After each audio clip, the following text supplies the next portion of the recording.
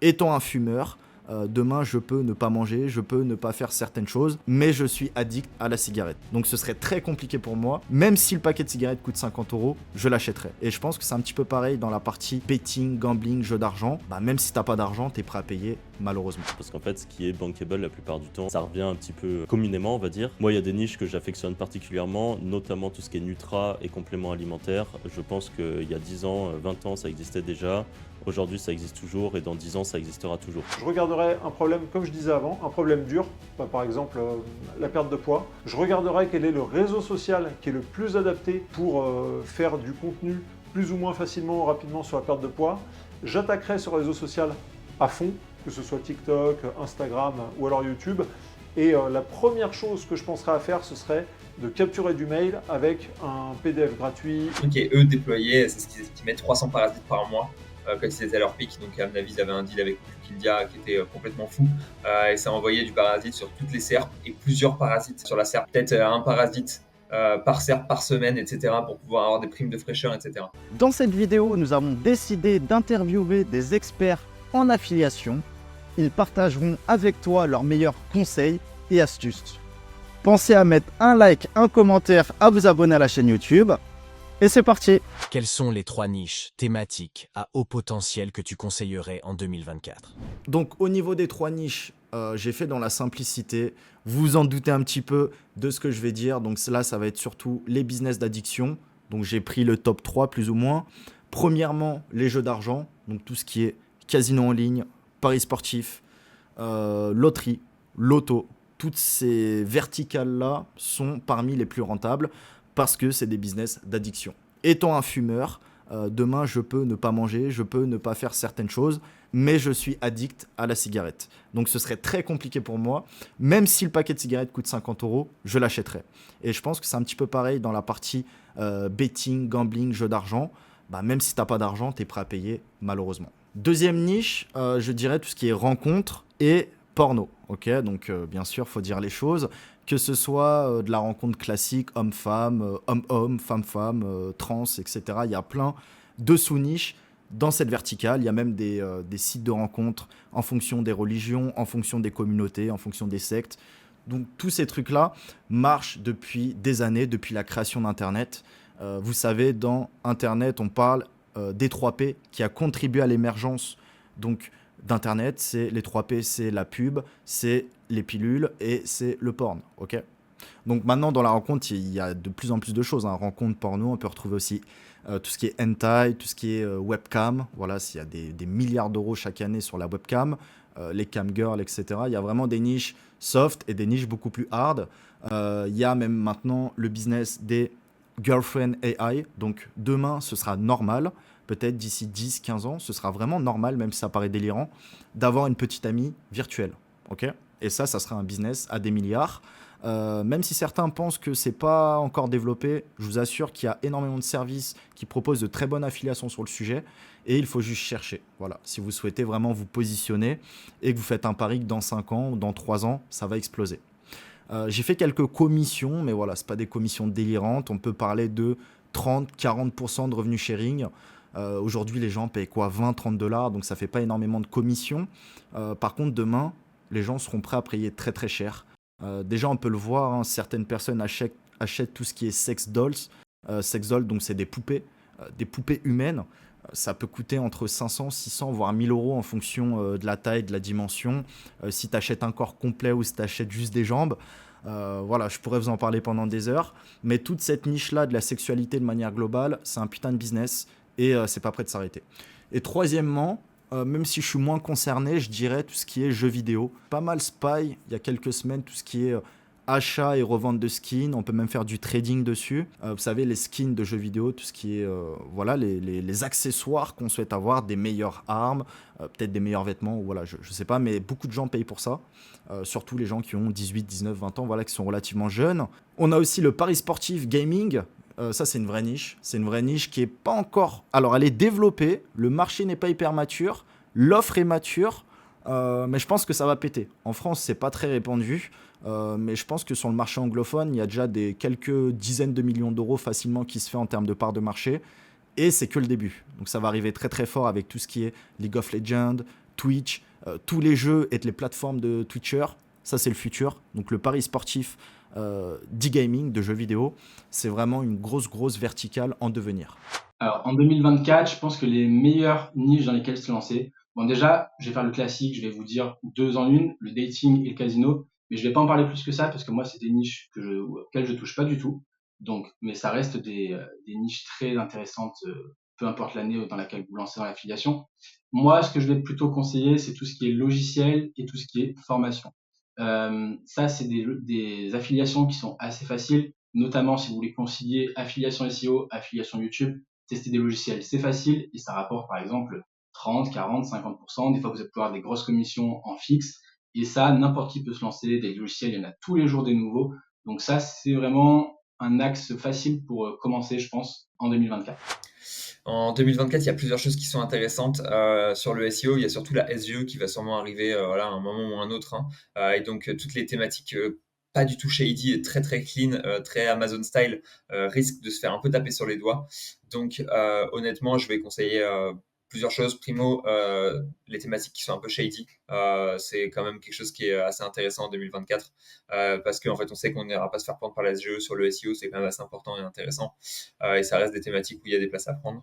Il y a d'autres thématiques que je trouve intéressantes, tout ce qui est côté IA, évidemment, on a vu des SaaS et des IA avec des rev share qui étaient assez énormes, donc très intéressant à les prendre en nouvelles thématiques qui arrivent. On va se frotter avec des gros médias tech qui sont puissants, donc ça va pas être simple non plus, mais avec la flexibilité d'une nouvelle boîte, d'une nouvelle personne, de quelqu'un qui a un petit mindset un peu dynamique, on peut se permettre d'aller prendre des nouveaux keywords assez facilement, là où eux ont plus de latence sur la production. Et enfin, j'ai regardé les thématiques qui étaient proposées par Authority Hacker notamment, et une qui me paraît être sur une tendance qu'on sous-estime, c'est le home security, la sécurité de la maison, et donc tout ce qui va être domotique, orienté sécurité, parce que je sais que les montants sont énormes en domotique, qu'une installation domotique ça coûte énormément d'argent, qu'il y a plein de matériels différents qui existent, qui se renouvellent constamment, et comme la France a un petit tournant quand même sécuritaire et a proposé de plus en plus de sécurité, à parler d'insécurité, etc. C'est un sujet qui revient souvent dans les news. Je ne sais pas si c'est une bonne ou une mauvaise chose, mais en tout cas, c'est une chose sur laquelle on peut faire un peu d'argent. Donc, je dirais, voilà, tout ce qui est SaaS et IA va prendre de la place et va continuer de s'ancrer et va être intéressant. Sécurité de la maison, ça va être intéressant. Tout ce qui est un peu shady, donc évidemment, voilà, on le connaît, dating, gambling, etc. Ça va être intéressant potentiellement. Et enfin, si vous avez une passion et que c'est une passion potentiellement où il y a un peu d'argent qui peut se faire, c'est toujours intéressant. Je pense même que dans toutes les passions, honnêtement, il y a beaucoup d'argent qui peut être fait. Mais autant travailler sur quelque chose qui nous passionne, c'est toujours beaucoup plus intéressant. Et vous arriverez à produire du contenu de bien meilleure qualité. Et vous en aurez quelque chose à faire de votre site et vous donnerez de l'amour à votre site. Et comme disait Paul Sanchez, c'est quelque chose qui est important de donner de l'amour à son site, c'est ce qui fait ranker. Donc honnêtement, voilà, c'est un peu tous mes conseils en termes de niche pour 2024 et plus. La première, bon, c'est un peu la mode, mais les logiciels IA, etc. Là, je pense qu'il y a vraiment un truc à faire. J'ai l'impression que c'est un peu comme les offres de produits à l'époque qui tournent encore aujourd'hui, mais je pense que le logiciel IA, parce qu'on peut avoir des bonnes affiliations avec du bon rebill. Le gambling, c'est compliqué, risqué, mais ça reste toujours une niche avec pas mal d'opportunités.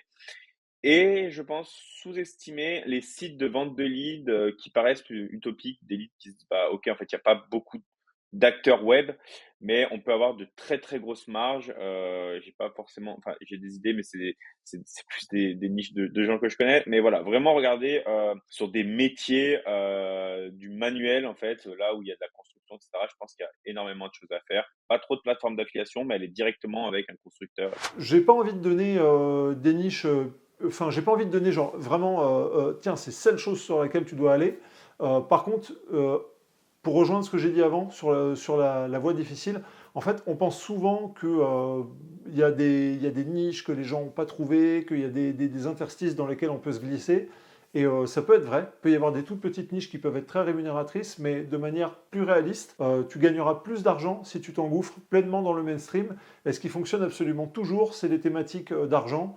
Argent, investissement, donc gagner plus d'argent dans ton boulot, comment investir ton argent, le Make Money Online, tout ce qui concerne la perte de poids, les gens qui ont du mal à se remettre au sport, les gens qui sont en surpoids, toutes ces choses-là, et tout ce qui est la santé mentale, la dépression, le stress, l'anxiété, enfin On est une société en France où on prend énormément d'antidépresseurs et beaucoup de gens sont dans des situations mentales très difficiles.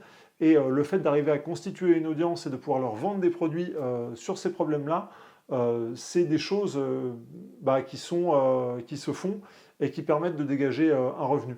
Donc je dirais, pour moi, les thématiques à fort potentiel, c'est les thématiques les plus mainstream sur lesquelles il va falloir y aller et il ne va pas falloir avoir peur de les attaquer, au contraire, plutôt que de se mettre dans une niche qui va être trop petite où on prend les risques, au contraire, de ne pas avoir d'audience. Donc moi, je dirais, faites du mainstream, allez sur ces thématiques-là et apportez votre propre touche. Du coup, les bonnes niches en 2024 sont potentiellement les mêmes que les années précédentes parce qu'en fait, ce qui est bankable la plupart du temps, ça revient un petit peu communément, on va dire. Moi, il y a des niches que j'affectionne particulièrement, notamment tout ce qui est Nutra et compléments alimentaires. Je pense qu'il y a 10 ans, 20 ans, ça existait déjà. Aujourd'hui, ça existe toujours et dans 10 ans, ça existera toujours. Donc, c'est une niche que je conseille. Il y a tout ce qui est dans le dating, la rencontre, plutôt niché pour avoir un peu une chance de se faire une place. Mais il y a des choses à faire, ça rémunère très bien.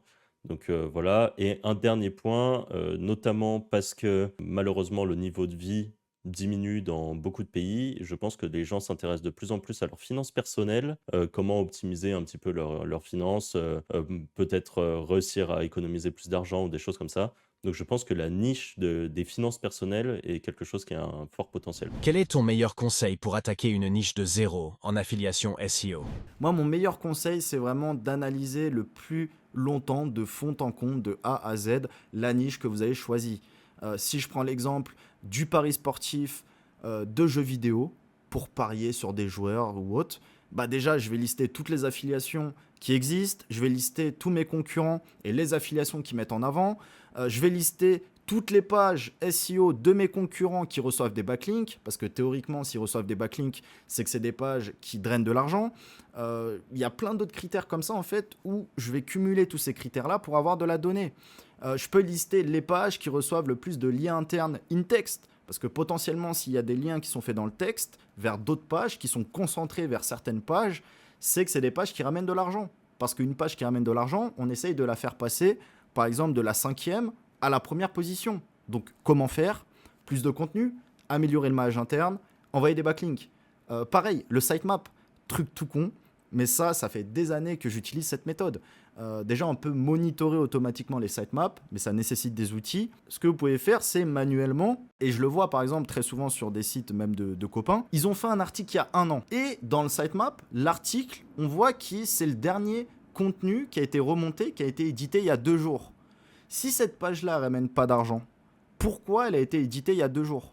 Donc là, après, je pourrais comparer qu'est-ce qui a été édité. Est-ce que c'est du contenu qui a été ajouté? Est-ce que c'est un bouton? Est-ce que c'est une affiliation qui a été modifiée? On peut analyser les concurrents en profondeur parce que même si on n'a pas accès à leur analytics, à leur Google Search Console, nous pouvons vraiment en tirer des conclusions qui sont très souvent, quand on a l'habitude, un peu comme moi, qui sont très souvent pertinentes. Vous mettez un site en 15-20 minutes, en analysant, je vais lister une dizaine de pages. Je ne dis pas que les 10 pages ramènent le plus d'argent, mais une bonne partie de ces 10 pages-là, avec tous ces différents critères, je sais que c'est des winners. Donc peut-être il y aura 5 winners parmi les 10. Déjà, je suis passé de 200 pages à 10 pages. Donc je peux me concentrer directement sur ces 10 pages et faire des parasites, faire des EMD, faire des expis en faisant uniquement des sites de 10 pages, mais concentrer sur ces 10 mots-clés qui font de l'affiliation. Okay ? En affiliation SEO, pour moi, quand vous partez sur une niche neuve, quand vous êtes au départ, il faut vraiment faire une analyse de la concurrence, une étude de la niche ultra poussée. Moi, c'est vraiment ce que je fais sur tous mes sites, c'est que je vais tout le temps analyser les mots-clés dans le détail, mais vraiment, je vais très loin au niveau de la longue traîne, si ça vous parle, la longue traîne, donc les mots-clés qui sont très spécifiques. Également, la structure du site que je vais vachement pousser, donc selon une structure d'affiliation e-commerce. Si vous voulez faire ce type de site, je vous conseille de le faire dès le départ, c'est-à-dire de planifier comment va s'organiser votre site, comment vous allez structurer votre menu, comment vous allez structurer vos filtres, comment vous allez tout structurer votre site internet. Et évidemment, bien étudier la concurrence, être sûr qu'on part dans une niche qui est abordable, surtout si vous débutez, mais vraiment prendre ces 3 facteurs en considération dès le départ. Plusieurs solutions. Si on part de zéro, et qu'on n'a pas de budget, j'irais sur des stratégies EMD. À mon avis, c'est quand même le plus intéressant. Ça permet de ranker très facilement, très vite, etc. Donc c'est très fort. Si on a beaucoup de budget, faire de la brand en 360, c'est à mon avis quelque chose qui marche bien et qui permet de faire des communautés, des choses qui sont revendables, etc. Donc ça, c'est fort aussi. Donc voilà, en fonction du budget à la rigueur, plus branding ou plus EMD. Et enfin, pour la deuxième partie à la rigueur, je dirais, voilà, si vous faites de l'affiliation SEO. En affiliation SEO, il y a une technique que personnellement j'utilise et que j'aime bien, c'est de me dire que l'affiliation SEO, c'est quoi? Conceptuellement, c'est que du contenu et des liens, hein. Si on veut le réduire à son essence. Donc tous les jours, produire une nouvelle page pour faire agrandir son impact, assez simplement. Tous les jours, optimiser une page déjà existante qui a été produite dans le passé. Et en fait, on se rend compte maintenant, avec l'ancienneté qu'on a, qu'elle n'était pas aussi bien produite qu'on aurait pu le faire. Donc, en fait, aller améliorer un peu l'existant pour faire le côté 1% de mieux chaque jour. Et de toute façon, le nombre de requêtes est limité, donc il faut passer du temps à améliorer l'existant constamment. Et si vous ne rankez pas alors qu'il est, c'est parce que l'existant a besoin d'être amélioré. Et acheter un lien. Donc, en gros, tous les jours un lien, tous les jours une optimisation, tous les jours une nouvelle page. Si vous faites ça tous les jours, continuellement, et que vous passez 2 heures sur une nouvelle page, 2 heures sur une optimisation, et allez, on va dire 30 minutes pour acheter un lien ou faire un lien en Ninja, vous allez voir que après 6 mois, votre site, ça va être quelque chose. Il va commencer à être vraiment gros, vraiment puissant. Et donc, continuellement travailler assez simplement et continuellement se concentrer sur 2, 3 choses qui sont importantes. Bah, c'est d'avoir un plan qui est défini, le suivre et pas, comme je disais tout à l'heure, avoir le syndrome de l'objet brillant. C'est vraiment toujours le suivre et répéter. Donc moi, ce que je conseille, c'est trouver l'offre, analyse de marché, trouver déjà le bon partenaire. Une fois qu'on a ça, on fait un site qui est assez propre techniquement, pas forcément visuellement, mais techniquement, donc page speed, temps de réponse, etc. Et ensuite, régularité sur les contenus, les backlinks, une régularité, toujours faire pareil. Et pourquoi pas un petit peu d'achat de trafic sur les top pages. Si je devais attaquer une niche de zéro en affiliation, un truc qui est sûr, c'est que je ne commencerai pas par faire un site internet avec du contenu, c'est que je regarderai un problème, comme je disais avant, un problème dur, par exemple la perte de poids. Je regarderai quel est le réseau social qui est le plus adapté pour faire du contenu plus ou moins facilement ou rapidement sur la perte de poids. J'attaquerai ce réseau social à fond, que ce soit TikTok, Instagram ou alors YouTube. Et la première chose que je penserais à faire, ce serait de capturer du mail avec un PDF gratuit ou une petite offre, une petite session de coaching ou un truc comme ça. Enfin, je ne réinventerai pas la roue. Je ferai vraiment un système construction de l'audience sur un réseau social et mon site internet serait l'endroit où je récolte les mails, où je propose ensuite l'offre derrière avec de l'emailing. Mais voilà, je ferai vraiment ça. J'aurai un site avec du contenu, peut-être que je ferai avec du chat GPT, on va dire, pour draguer un petit peu de contenu ou quoi que ce soit, mais ma priorité, ce serait vraiment de s'axer sur les réseaux sociaux. Alors, quand on part vraiment de zéro en affiliation SEO, pour moi, le plus important, c'est juste de lancer un site le plus rapidement possible, puis de faire du contenu de qualité, mais à l'appel, vraiment le plus de volume que vous pouvez faire. J'éviterai un peu tout ce qui est full IA. Le but, c'est d'apporter de l'authenticité et surtout d'apporter de la connaissance réelle et bon, en tout cas qui sera plus intéressante que juste ce que va faire de l'IA. Produire du contenu donc de qualité à l'appel pour devenir une sorte de Wikipédia de votre niche. Le but, c'est de débloquer tous les mots-clés possibles autour de votre niche. Le but, c'est d'avoir réponse à tout. En gros, que votre site soit vraiment majeur sur cette niche-là. Et ensuite, de faire des liens par-dessus. Il n'y a pas de recette secrète absolument magique. Globalement, c'est ça qui marche. Un site qui fonctionne, qui est assez rapide et tout ça, un site basique qui fonctionne avec un thème correct, un site pas trop lent, du contenu, des liens, et voilà. Aurais-tu une anecdote à nous partager? Alors, j'aurais pas d'anecdote à proprement parler en termes d'affiliation, mais pour encourager peut-être les personnes qui débuteraient en affiliation SEO. Moi, l'anecdote que je peux vous raconter, c'est que j'ai commencé totalement par hasard. J'ai commencé en tombant sur une pub sur YouTube qui parlait de quelmatelas.fr qui avait été revendu 1,8 million d'euros. Et en fait, je raconte juste ça parce que c'est ultra intéressant de se dire que même si vous n'avez pas les compétences aujourd'hui, bah, vous pouvez commencer. Moi, quand j'ai commencé, j'ai fait énormément d'erreurs par rapport à mon apprentissage, etc. Ça m'a vachement servi par la suite. C'est pas vraiment une anecdote, mais c'est voilà la façon dont j'ai commencé. Ouais, pour cette question, j'ai une belle anecdote pour le coup. J'ai réfléchi il y a pas longtemps, j'ai fait une liste d'anecdotes qui était fun sur mon parcours en affiliation SEO. Et je peux vous donner une anecdote sur la dernière entreprise avec laquelle j'ai travaillé, qui était une grande fan de Parasite, parce que je sais que voilà, Romain et Learning Club ont été fait pas mal de travail sur les parasites et donc les parasites ont été un gros truc et eux déployaient, c'est ce qu'ils mettent 300 parasites par mois quand ils étaient à leur pic. Donc à mon avis, ils avaient un deal avec Outlook India qui était complètement fou et ça envoyait du parasite sur toutes les SERPs et plusieurs parasites sur la SERP, presque peut-être un parasite par SERP par semaine, etc., pour pouvoir avoir des primes de fraîcheur, etc., avec des grosses stratégies d'interlinking. Donc très intéressant, c'était une stratégie de parasite à très grande échelle. Et c'était fun parce que souvent on voit le parasite comme un petit truc qu'on fait à petite échelle en tant que petit éditeur, etc. Mais c'est aussi des choses qui ont été faites à très grande échelle par des grosses boîtes d'affiliation. Pour l'anecdote, moi j'en ai une avec Edwin, tiens. En 2017 ou 2018, vraiment à nos débuts un peu de l'affiliation, on s'était dit, bah, ce qu'on va faire, ça va être simple, on va faire 1000 sites qui rapportent 1 € par jour. Bah, dans la théorie, c'était bien. Mais dans la pratique, on n'avait pas les compétences techniques, pas le recul. On s'était dit, c'est simple, on va tout mettre sur le même serveur O2 Switch. Au final, le site hacké, on a perdu nos 300, on n'en avait pas fait 1000, mais on en avait 300, 400. Tout avait été piraté, du coup, démoralisé. Donc, conclusion, je pense qu'il faut mieux faire 2 ou 3 sites qualitatifs que la masse, surtout quand on débute, et surtout sécuriser vos WordPress. Ouais, j'ai une anecdote à vous partager et je vais vous partager une anecdote qui a été une mauvaise nouvelle pour moi parce que on dit qu'on apprend souvent de ses erreurs et c'est quelque chose qu'on entend souvent dans l'affiliation et que je vais vous partager. Moi, je suis dans la niche des fours à pizza depuis des années. C'est une niche dans laquelle en fait j'ai mis la main et dans laquelle pour moi il est dur de s'arrêter maintenant. Et d'ailleurs, si je devais recommencer à zéro, je pense que je prendrais quelque chose de plus générique plutôt que cette niche qui est peut-être un petit peu trop restrictive, mais bref, peu importe. Et ce qui se passe, c'est que tous les ans, pour le Black Friday, eh bien, je fais une vidéo qui permet de promouvoir les meilleures promotions sur les fours à pizza.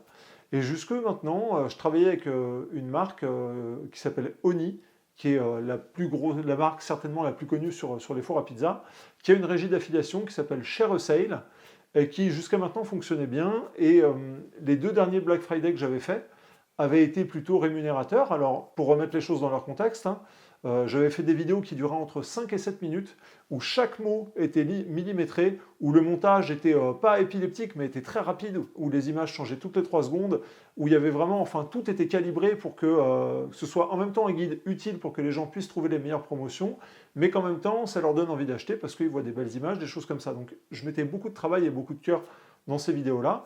Et les 2 dernières années que j'avais passées, c'était un mois important pour moi parce que ça me permettait de réaliser plusieurs milliers d'euros avec une vidéo, ce qui est quand même quelque chose d'assez exceptionnel, sans avoir une audience monstrueuse. À l'heure où je vous parle, j'ai à peu près 20 000 personnes sur ma chaîne YouTube, mais au moment de ces chiffres-là, je tournais plutôt aux alentours des 10 000 personnes, 10 000 abonnés sur la chaîne YouTube. Donc toujours pour remettre les choses dans leur contexte. Et ce qui s'est passé, c'est que cette année, j'ai préparé mon Black Friday, pareil, toujours en l'accent beaucoup sur cette marque-là et sur cette plateforme d'affiliation. Et je ne me suis pas aperçu, mais à partir de début novembre, il s'avère que mes clics étaient bien comptabilisés, donc les gens que j'envoyais sur la plateforme d'affiliation. Par contre, les ventes n'étaient plus comptabilisées. Donc ça veut dire que je voyais des dizaines et des dizaines de clics qui étaient faits sur mes liens, mais derrière, j'avais 0 vente. Et j'ai fait toute une machine pour le Black Friday, où en plus, cette année, j'avais intégré du Google Discover. Donc vraiment, j'avais fait contenu vidéo, des articles sur Discover tous les jours, newsletter, enfin, j'avais vraiment fait les choses du mieux que je le pouvais et dans mes possibilités, en me disant, voilà, cette année, je vais faire le mieux que je peux, et comme ça, je vais réaliser des gros scores, et ça va me permettre de faire un gros Black Friday en affiliation, et ça va être super. Et ce qui s'est passé, c'est qu'en fait, la réalité, c'est que c'est pas que j'ai gagné la tête à Toto, j'ai pas gagné 0, mais j'ai gagné moins de 1 000 € cette année avec cette plateforme d'affiliation parce que les clics ont été comptabilisés et j'ai battu mon record de clics, chose qui est extrêmement énervante. Et par contre, j'ai dû revoir après avec la plateforme derrière où ils m'ont dit bah oui, effectivement, on a un problème. Bah tenez, on vous a retrouvé telle vente et telle vente. Alors qu'en fait, ils ne m'avaient pas comptabilisé, même pas, je pense même pas 10 ou 20% de mes ventes. Enfin bref. Donc mon conseil, c'est quoi? C'est ne soyez pas captif d'une plateforme d'affiliation. Si par exemple, vous faites de l'affiliation Amazon, qui est la plateforme plus facile à mettre en place, eh bien diversifiez-vous. Essayez de trouver d'autres plateformes qui permettent peut-être de vendre ces produits pour vous permettre comme ça, au cas où, si vous vous retrouvez avec une plateforme qui vous plante ou qui vous fait un sale coup ou des soi-disant soucis techniques, et ben, de pouvoir bifurquer et de ne pas être la tête dans l'eau. Parce que quand vous travaillez pendant 1 mois et demi, 2 mois, pour mettre en place des choses, que l'événement se passe et que vous tombez la tête dans l'eau, bah, je peux vous assurer que ça fait mal. Mais encore une fois, hein, de chaque expérience négative, il faut en retirer une leçon. Et moi, je vous assure que sur le coup, ça m'a vraiment, vraiment fait chier. Mais on m'y reprendra plus à 2 fois. Et maintenant, j'ai changé de stratégie et je suis beaucoup moins dépendant de ces plateformes d'affiliation. Et c'est quelque chose qui a été subi, intégré. Et maintenant, j'ai réagi. Et croyez-moi qu'on m'y reprendra plus. Ouais, alors je me suis retrouvé complètement par hasard sur une des plus grosses niches des dernières années. Je traînais à l'époque sur jeuxvideo.com, sur les forums, et il y a un type qui vient et qui dit bah, j'ai lancé un e-commerce sur cette thématique-là, et qui demandait des conseils pour vendre son produit. Et en fait, juste, je lui ai envoyé un message privé pour lui donner quelques conseils comme ça, et j'ai été son premier affilié. Et il s'avère que son e-commerce, quand la niche est devenue plus grosse en Europe et en France, et ben en fait, son e-commerce est devenu un des sites de référence en fait en Europe, et donc j'étais son premier affilié, et bah, à l'époque c'était plutôt cool d'avoir pu faire de l'affiliation pour lui.